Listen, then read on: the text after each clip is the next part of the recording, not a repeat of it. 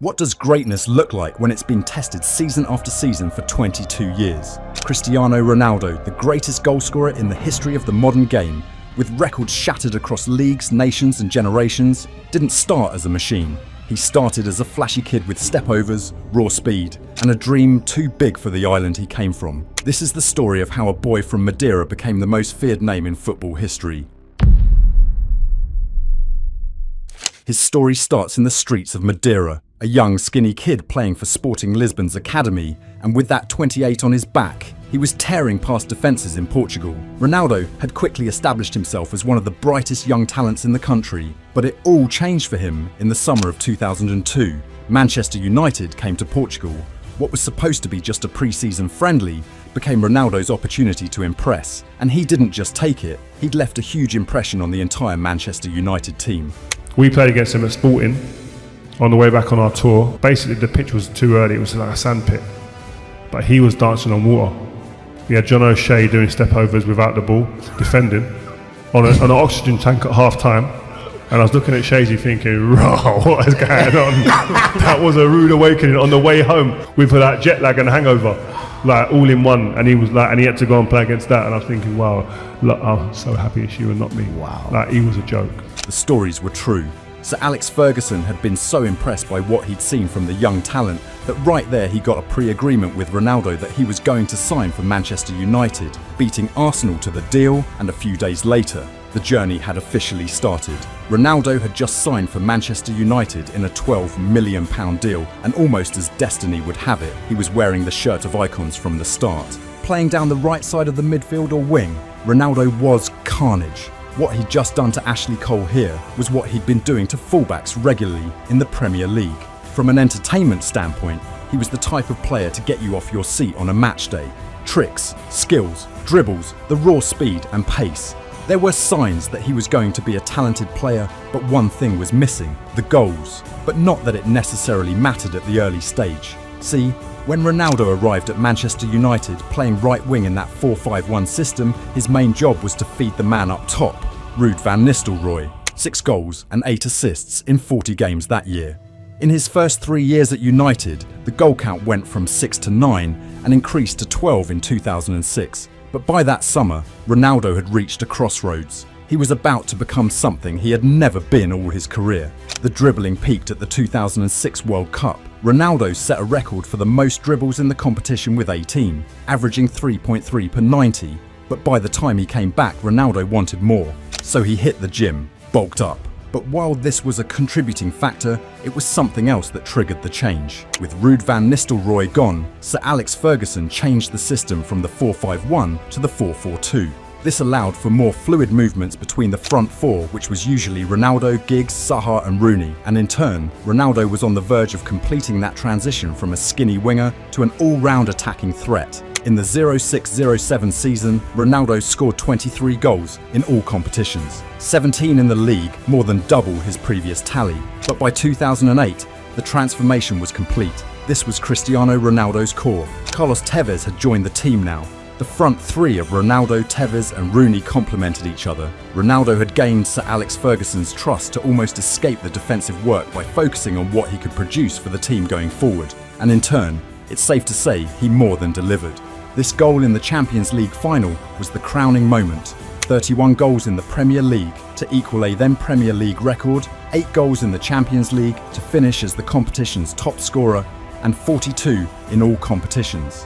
Ronaldo wasn't just the best winger in England. By the end of the year, he was getting crowned as the best player on the planet. It peaked for Ronaldo at this point. The 2008-09 season was a drop-off from the standards he'd set the season before. But he still managed to entertain Europe with moments like this. After the Champions League final defeat in 2009, Ronaldo knew his time was up. He was on to the next chapter of his career, and in his evolution story, the next phase. At Real Madrid, Ronaldo arrived with expectations. He'd changed the game at Manchester United. From a traditional midfielder or winger, he'd now become one of the best wide forwards in the world. And from the off, he'd become the headline name of the then new wave of Galacticos. On a collective level, the team failed to win any silverware, losing out on the league to Barcelona and getting knocked out of the Champions League to Lyon in the round of 16. But from an individual standpoint, Ronaldo had a debut season to remember. 33 goals and 10 assists in 35 matches that season. Now playing primarily down the left wing, Ronaldo coming onto his right and getting shots off. He was doing the damage, and when Jose Mourinho took over as Real Madrid coach ahead of the 2010-11 season, he created a team that was able to get the best out of Ronaldo from an attacking standpoint, and boy, he delivered. By the 2010-11 season, Ronaldo had even better numbers than his debut season. He became the first player to hit 40 goals in a single La Liga season, won the league top scorer and European Golden Shoe. 53 goals in all competitions for Real Madrid that season, but even at that, the ratio of a goal per game was simply ridiculous. He was the Champions League's top scorer as well, and even won the Ballon d'Or that year. But at this point, everyone knew what the deal with Ronaldo was. He was on a mission to end a trophy drought in Europe. That miss against Bayern Munich in the Champions League semi-final second leg shootout of 2012 left him devastated, and so come the 2013-14 season, and he had just one thing on his mind: to win the Champions League with Real Madrid. There was no better player than Ronaldo in the competition. He scored in every group stage game he played up to the quarter-finals versus Bayern Munich. 14 goals and 4 assists in 8 games at that point. After drawing a blank against Bayern in the first leg of the semi-finals, Ronaldo sealed the deal at the Allianz Arena with this: 2 goals on the night. Real Madrid was in the final of the Champions League for the first time in 12 years. La Decima in the balance against city rivals Atletico Madrid, the same team that had piped them to winning La Liga that year, and despite not being 100% fit for the competition, Ronaldo was determined to make his mark back home in Lisbon and eventually got his chance. 17 Champions League goals, a competition record, another Ballon d'Or. Ronaldo didn't just win the Champions League, he owned it, and from that moment started an obsession. But again, that is getting ahead of the story, because at that moment, Ronaldo and evolution would meet again. Only this time, it left Ronaldo with a choice. This injury against Real Valladolid should have been the end of his career, and it was, as a winger. Ronaldo had suffered a knee injury that doctors described as degenerative. It meant that over time he would lose the ability to be as effective on it, or in this case, the more he attempted dribbles, the more he was putting himself at risk, and that's when Zinedine Zidane came up with a plan. After watching Messi and Barcelona win the treble in the 2014-15 season, Zidane reinvented Ronaldo. In the 2015-16 season, he had more goals than games played, 51 in 48, and the next season, despite suffering a couple of injuries that disrupted his rhythm, he still managed 42 goals and 12 assists in 48 games, and by 2017-18 season, he had a goal ratio of 1 goal per game, 44 games played, 44 goals scored. He was a phenomenon, and yet it was more. Ronaldo wasn't just scoring goals, he'd become clutch doing it in every season. Remember the defeat in 2015-16 season to Wolfsburg in the Champions League quarter-final? Ronaldo turned it up in the second leg. A hat-trick to send Real Madrid through. In 2016-17, Ronaldo scored back-to-back hat-tricks against Atletico Madrid and Bayern Munich in the quarter-finals and semi-finals of the competition that year. To go from 2 goals in the group stages to finishing as the top scorer in the Champions League. Same thing next season against Juventus. He pulled off arguably 2 of the biggest moments of his career. He scored this at 33, a goal that defied logic against Juventus. His team won that quarter-final first leg 3-0, but in the second leg, Juventus scored 3 goals of their own to make it level on aggregate, and just when it seemed like this was destined for extra time, Ronaldo came clutch. The goal to send Real Madrid through. That same season, he scored in every group stage game of that Champions League campaign. He'd also done back-to-back Ballon d'Ors in 2016 and 2017, but none of that tops what he describes as the greatest night of his life. In 2016, despite picking up an injury in the final, Ronaldo's contributions as Portugal's top scorer at the Euros of that year paid off. He captained the national team to the first trophy in Portugal's history. Iconic.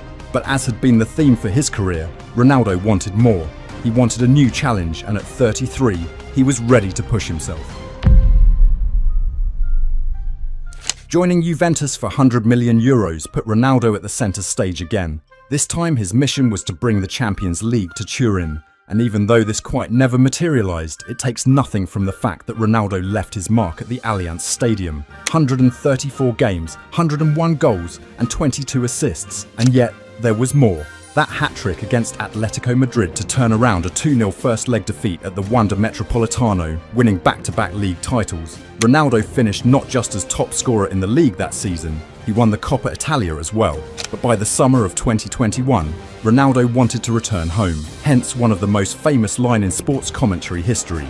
Madeira, Manchester, Madrid, Turin and Manchester again. 12 years after he left, Ronaldo was back at Manchester United again. He scored 24 goals in all competitions in his first season, 18 in the Premier League including hat-tricks against Tottenham and Norwich. He also scored 6 goals in 7 Champions League games that season. But on the whole, the move back to United was ill-fated from the beginning. Ronaldo would eventually leave to join Al Nassr, and looking back on his time in Europe, it's safe to say there was nothing left. 5 Champions Leagues, 5 Ballon d'Ors, 3 European Golden Boots, 100+ goals for both Manchester United, Real Madrid and Juventus. Champions League all-time top scorer. He also added a Nations League title in 2019.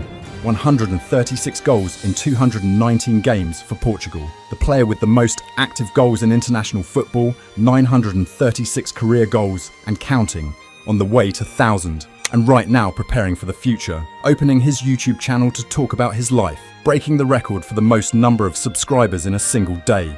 Brand deals. Ronaldo is showing what it means to succeed as a footballer, arguably one of the greatest the game has ever seen. He started with stepovers and he ended with destruction, becoming a global icon.